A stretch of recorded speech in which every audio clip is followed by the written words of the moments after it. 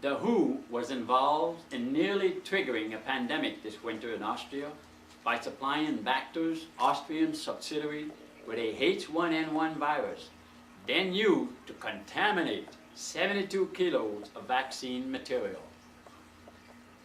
In February 2009, Baxter's Austrian biomedical laboratories in Donau manufactured and distributed 72 kilos of vaccine material contaminated with a H1N1 virus to 16 laboratories in 4 countries, including Austria, therefore nearly triggering a pandemic, according to the Times of India.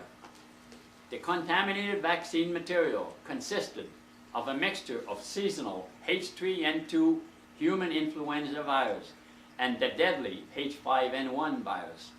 By adding a virus of the type H5N1 to an ordinary flu virus of the type H3N2, Baxter produced a highly dangerous bioweapon.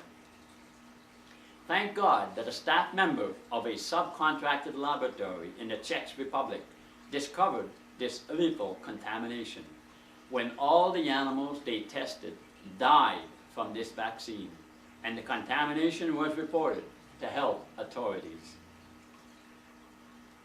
Since Baxter is obliged to use biosafety level 3 precautions in its laboratories when handling the H1N1 virus, which is classified as a biological agent, BSL 3 or 4 under EU regulations, such safeguards are in place as would make an accidental contamination of ordinary influenza material with the dangerous H5N1 virus impossible.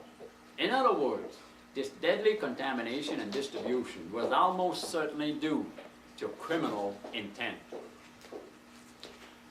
As you can see from the explanation given by Jane Burgermeister, everyone in the world has reasons to be highly suspicious of an organized conspiracy to eliminate millions, if not billions, of innocent people off of the face of this earth. Now I get to squalene. Squalene is a deadly adjuvant.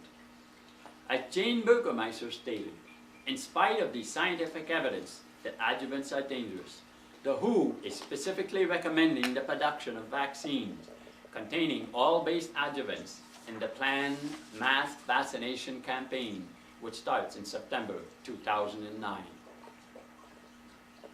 So let us understand how deadly adjuvants are, especially squalene. Jane Burgermeister makes these following comments. An adjuvant added to a high dose of virus causes a mass inflammatory reaction with a cytokine storm, followed by death.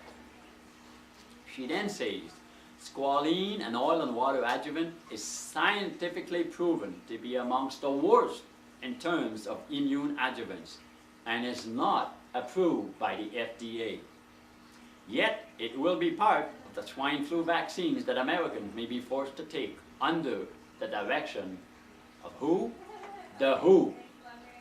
Squalene has already been implicated as one of the primary causes of the Gulf War syndrome, already afflicting many thousands of U.S. military veterans.